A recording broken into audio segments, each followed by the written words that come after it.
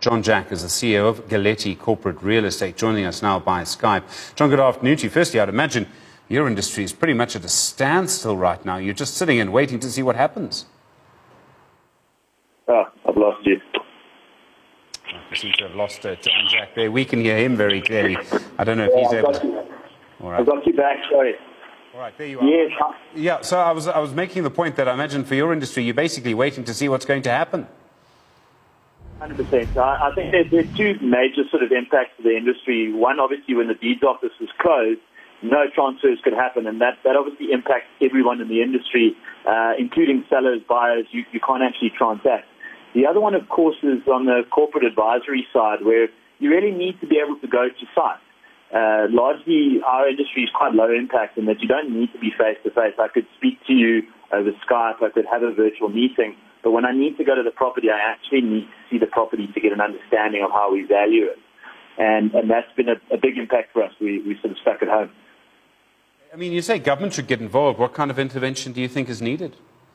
I think it's just to allow site visits. That's the main thing. I mean, from our industry, that's from the service industry. To allow site visits to be able to go to site. We can take all the precautions. We can go there alone. We don't need anyone to take us. It's just to be allowed to go to site. Everything else can be controlled sort of virtually. And it has a major knock-on effect because if you can't go to site, the sort of transaction is delayed or the advisory is delayed until we get out of lockdown. Now, you can imagine real estate touches every sector: manufacturing, distribution, an architect, a law firm. And the problem is really for us is that we can't help to advise our clients. The clients are struggling. They want to potentially consolidate, downsize their offices, and they can't actually do that because we can't get to site to see what we can actually do for them.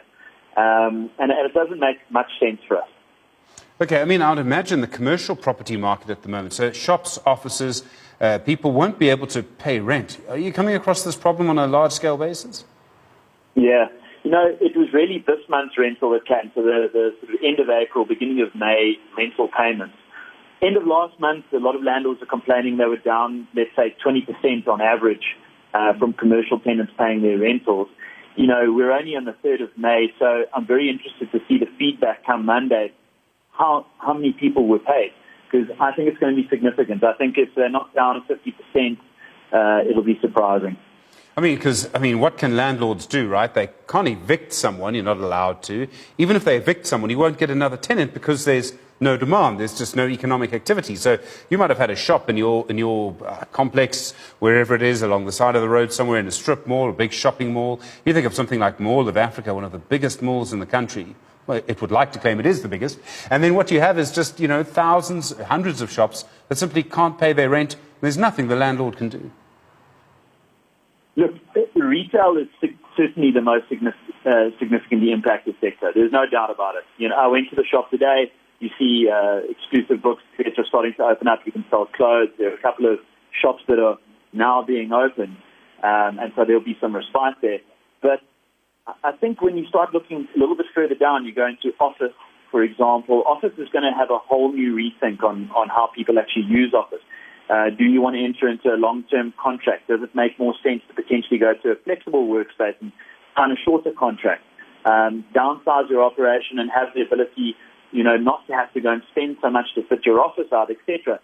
That has a big impact on our industry again, because they're going to be a lot of landlords are going to have to come up with flexible options themselves to attract tenants on a sort of easier basis to sign, and that's the real challenge here. It's going to be significant. Okay, I mean, look, you're not in aviation. That's the only good news.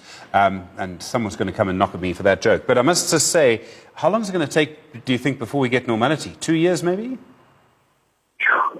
Different sectors are going to be impacted differently. I don't see retail returning to normal for at least the next 2 years. Office is going to be long-term. I really think there's going to be a new strategy in office going forward. You see, what's quite interesting in the industrial sector is that logistics is certainly going to pick up. During this time, and literally in the last month, we've actually had clients approaching us looking to take distribution space, to take on a new 12,000 square meter DC because they are now producing PPE, for example. And I think that e-commerce is going to create more and more demand. So it's going to be about repurposing older industrial buildings to get them set up for, distribution. And that's really where the demand is. You see a fund like Equites, for example, whose focus is purely distribution.